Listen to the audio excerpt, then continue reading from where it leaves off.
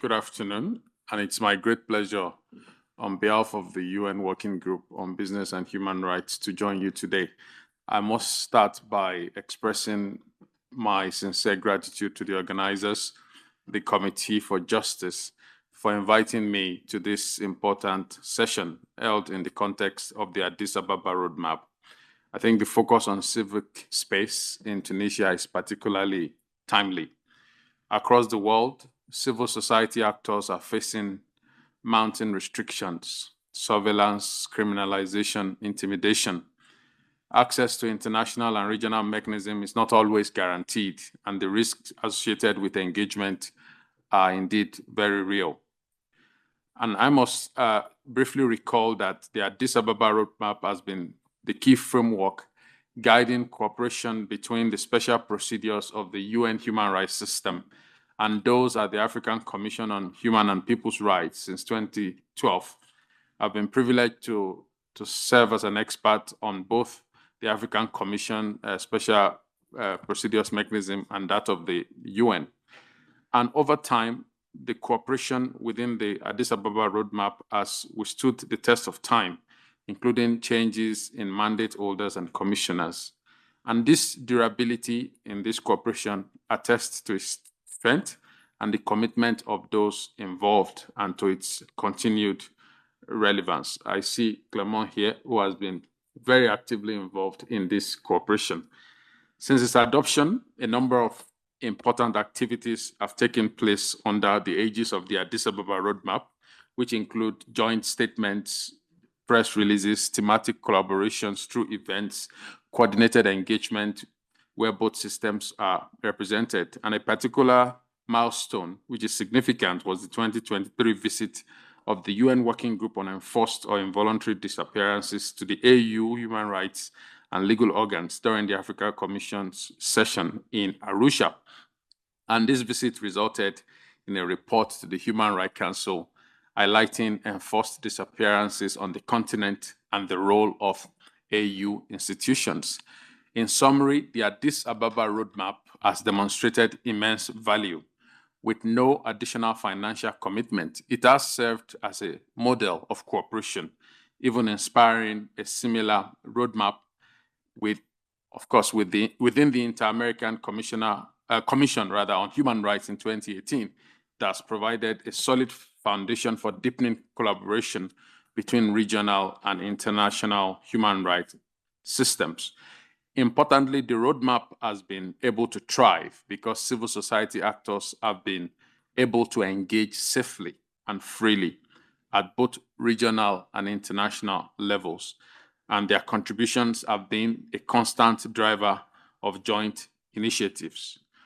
Recognizing this, at the roadmap's 10th anniversary in 2022, the UN Special Procedures and the Africa Commission agreed to further strengthen the involvement of civil society in its implementation and in shaping future strategies.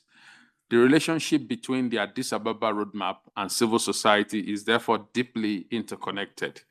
The roadmap depends on human rights defenders for credible first-hand information. And of course, civil society in turn relies or should rely on the roadmap as a platform for visibility, protection, and advocacy. And of course, our working group, the UN Working Group on Business and Human Rights, has been at the forefront of disseminating the UN guiding principles on business and human rights, which were endorsed by the Human Rights Commission in June 2011, exactly 15 years ago. So this year marks 15th anniversary and it's of the UNGPs, and it's an important time to emphasize the importance of some of the key elements, especially freedom of association and enabling environment for civil society, which is indeed a pivotal aspect of the guiding principles. In fact, the guiding principles specifically references human rights defenders. The commentary to the guiding principle 18 identifies adverse human rights impacts and notes that in situations where consultation with right holders is not possible, business enterprises, and I quote, should consider reasonable alternatives such as conducting credible, independent expert resources, including human rights defenders and other civil society. And of course, even the commentary to Guiding Principle 26 talks about the roles of state to ensure that the legitimate and peaceful activities of human rights defenders are not obstructed.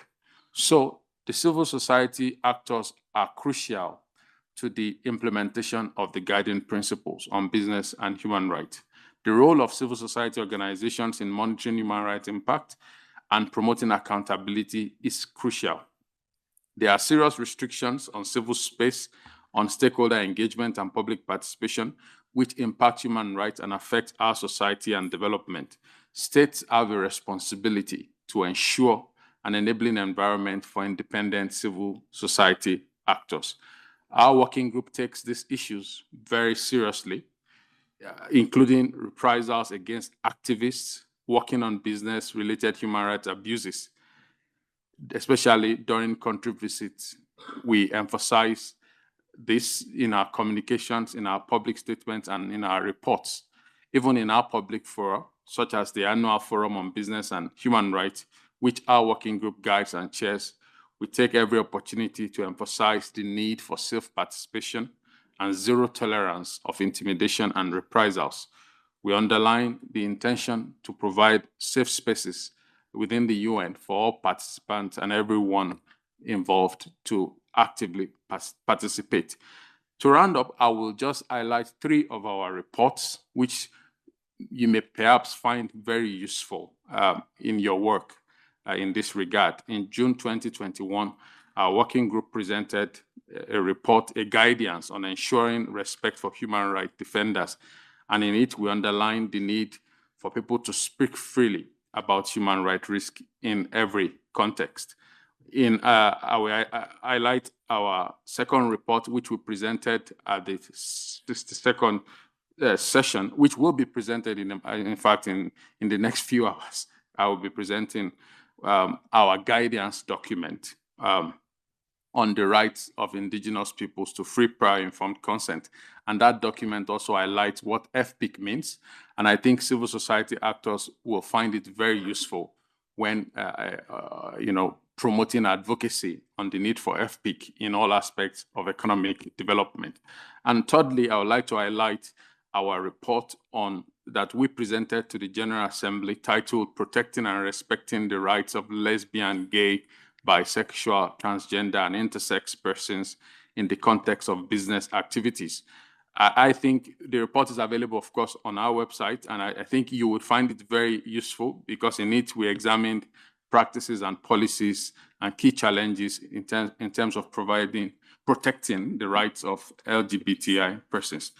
So I would like to yield back and let you know that our working group continues to take active interest in the work that you do, and we look forward to working with you through this partnership and through every effort to promote the Addis Ababa roadmap, which truly matters. And we look forward to the productive continuation of this event and other initiatives in this regard. Thank you.